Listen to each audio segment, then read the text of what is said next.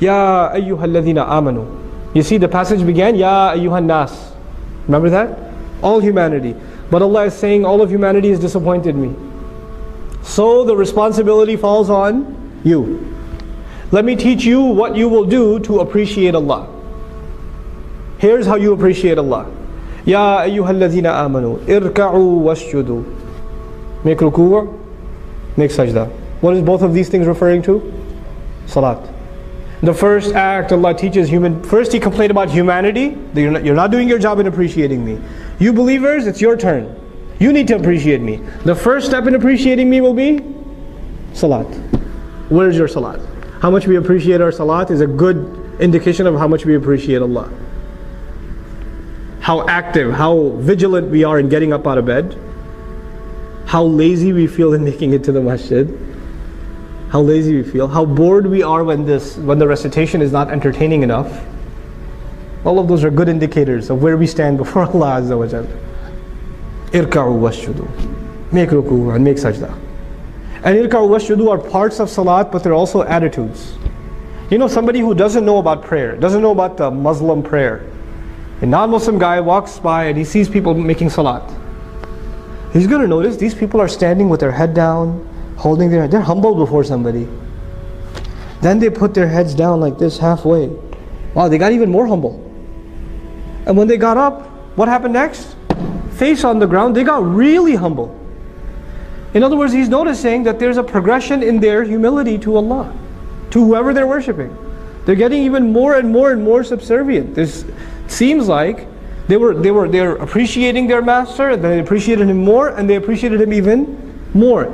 The progression of salat itself teaches us that we're supposed to evolve, grow in our humility to Allah. That's a really important point, especially if it has to do with Islamic work.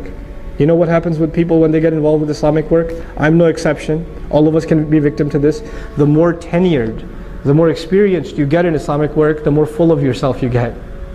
I know what this stuff is. You're a rookie. You're a newbie. I've been a board member at the masjid for 20 years.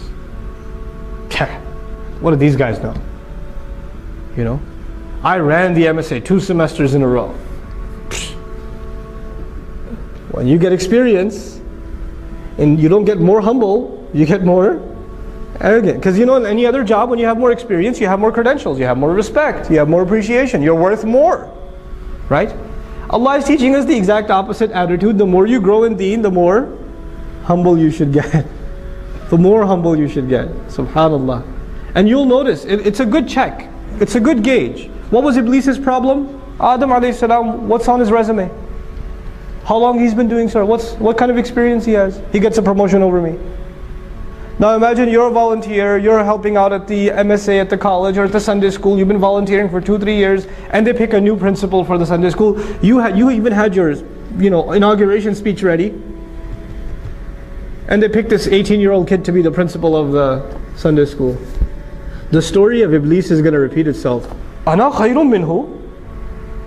What do you mean him? I got the experience, man. I should have been the principal. That should have come to me. The story repeats itself. It's not just a story that happened a long time ago. You know?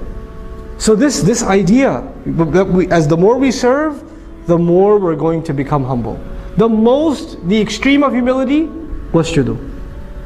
Then from there, because these two things still in the end, in essence, refer to salat. They refer to salat. What about in between the salawat? وَاعْبُدُوا رَبَّكُمْ, and enslave yourselves and worship your master. In other words, now that ruku' and sajda is done, that's not the only ibadah. You understand ibadah is more than that. Ibadah is an attitude. I'm a slave. I'm here to serve. Ibadah is how I walk, how I talk, how I think about myself, how I think about others.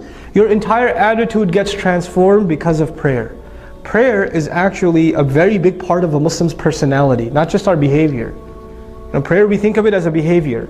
But prayer actually, the daily salawat, they're supposed to have a really direct effect on how we think. Our attitudes, our thought process, our mentality. Between Dhuhr and Asr, my thoughts are going to be impacted by the Dhuhr prayer. Between Asr and Maghrib, my thoughts, my priorities are going to be impacted by the Asr prayer. It's the way a Muslim carries himself as a abd. That's shaped. That's what the salawat do. You know how pillars hold a building together? The salawat hold our day together.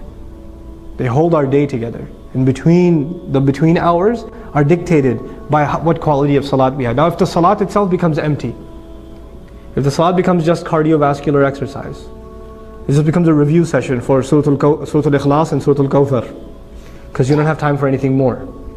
You know? If it just becomes that, you're not going to see a change in your personality.